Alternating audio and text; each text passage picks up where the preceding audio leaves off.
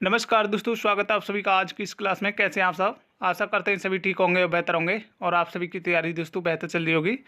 तो फ्रेंड्स, आज की क्लास में हम आपके लिए लेकर के आए हैं आपके यूपी कांस्टेबल एग्जाम के लिए जीके जीएस के 30 ऐसे मोस्ट इंपोर्टेंट क्वेश्चन आंसरों का मॉक टेस्ट जो आपके एग्जाम के लिए सभी क्वेश्चन बहुत ही महत्वपूर्ण हैं। तो फ्रेंड्स, अगर आप UP constable, SSC GD, Delhi police, CISF, BSF या फोर्स लाइन के किसी भी गवर्नमेंट एग्जाम की तैयारी कर रहे हैं तो आप इस टेस्ट को जरूर दें और देखें आप इन 30 क्वेश्चनों में से कितने क्वेश्चनों का सही आंसर कर पाते हैं। तो चलिए दोस्तों, क्लास को शुरू करते हैं। तो आज का पहला क्वेश्चन है, उत्तर प्रदेश में सुरक्षा कवच योजना कब लागू की गई थी? तो चलिए जल्दी से आंसर करेंगे सभी लोग। और जो भी फ्रेंड्स यूपी कांस्टेबल की तैयारी कर रहे हैं तो उनका स्कोर इन 30 प्रश्नों के टेस्ट में कम से कम 20+ होना चाहिए। तो याद रखेंगे सभी, उत्तर प्रदेश में सुरक्षा कवच योजना लागू की गई है महिलाओं की सुरक्षा के लिए। चलिए अगला क्वेश्चन देखिए। अगला क्वेश्चन पूछा गया है, सिराज ए हिंद के नाम से किस नगर को जाना जाता है? तो चलिए जल्दी से आंसर करेंगे। सिराज ए हिंद के नाम से किस नगर को जाना जाता है? तो मोस्ट इंपोर्टेंट क्वेश्चन है फ्रेंड्स, याद रखना है। तो ये कहा जाता है जौनपुर के लिए। चलिए अगला क्वेश्चन देखिए। अगला क्वेश्चन पूछा गया है, भारत में प्रथम कृषि विश्वविद्यालय कहाँ स्थित है? चलिए बताइए। ऑप्शन है आपके महाराजगंज, पंतनगर, कोलकाता या इज्जत नगर में। तो चलिए कौन सा ऑप्शन लॉक करोगे? तो ये है दोस्तों आपका पंतनगर में। चलिए अगले क्वेश्चन का आंसर करिए। अगला क्वेश्चन है, भारत सरकार का प्रमुख विधि अधिकारी कौन होता है? चलिए मोस्ट इंपोर्टेंट क्वेश्चन है फ्रेंड्स, भारत सरकार का प्रमुख विधि अधिकारी कौन होता है? तो याद रखेंगे दोस्तों, ये होते हैं भारत के महान्यायवादी। और दोस्तों याद रखेंगे, भारत के इस समय महान्यायवादी कौन है? तो वो हैं आपके आर वेंकटरमणि। और दोस्तों भारत के मुख्य न्यायाधीश इस समय कौन है? तो वो हैं आपके डी वाई चंद्रचूड़। याद रखेंगे। चलिए अगला क्वेश्चन देखिए। अगला क्वेश्चन पूछा गया है, आगा खां कप किस खेल में दिया जाता है? चलिए बताइए। ऑप्शन है आपके टेनिस, बैडमिंटन, हॉकी या शतरंज में। तो चलिए कौन सा ऑप्शन लॉक करोगे?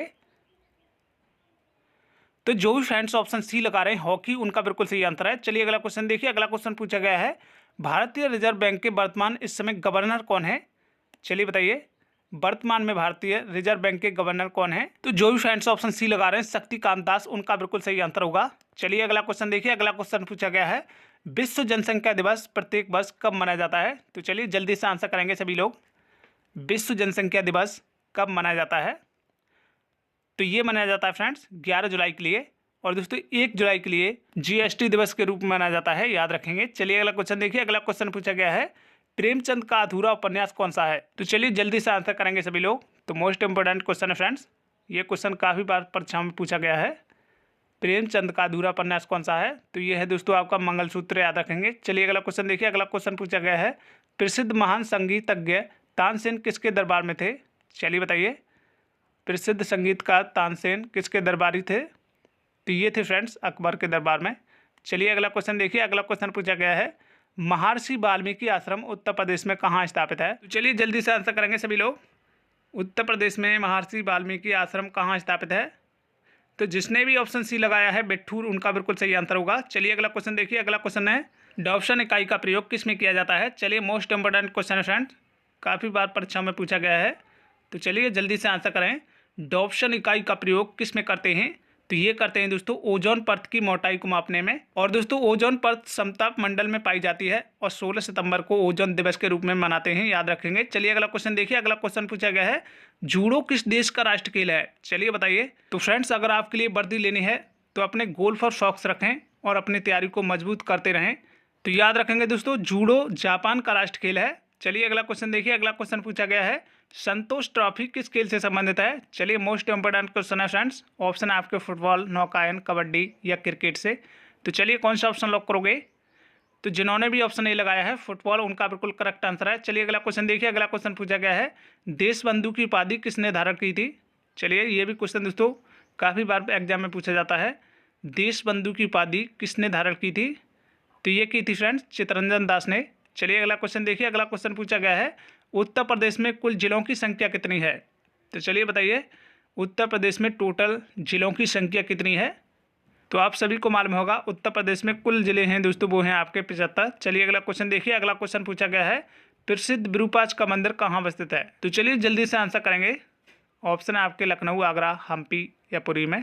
तो याद रखें दोस्तों, ये मंदिर है आपका कर्नाटक राज्य के हम्पी में और ये तुंगभद्रा नदी के किनारे स्थित है, याद रखेंगे। चलिए अगला क्वेश्चन देखिए। अगला क्वेश्चन है, किसान दिवस प्रत्येक वर्ष कब मनाया जाता है? चलिए मोस्ट इंपोर्टेंट क्वेश्चन है फ्रेंड्स, ये भी क्वेश्चन दोस्तों काफ़ी बार पूछा जा चुका है। किसान दिवस प्रत्येक वर्ष कब मनाया जाता है? तो ये मनाया जाता है फ्रेंड्स 23 दिसंबर के लिए। 12 जनवरी के लिए राष्ट्रीय युवा दिवस के रूप में मनाते हैं, याद रखेंगे। चलिए अगला क्वेश्चन देखिए। अगला क्वेश्चन पूछा गया है, आर्यभट्ट नक्षत्रशाला उत्तर प्रदेश में कहाँ स्थित है? चलिए बताइए। ऑप्शन है आपके जौनपुर, सहारनपुर, रामपुर या गोरखपुर। तो चलिए कौन सा ऑप्शन लॉक करोगे?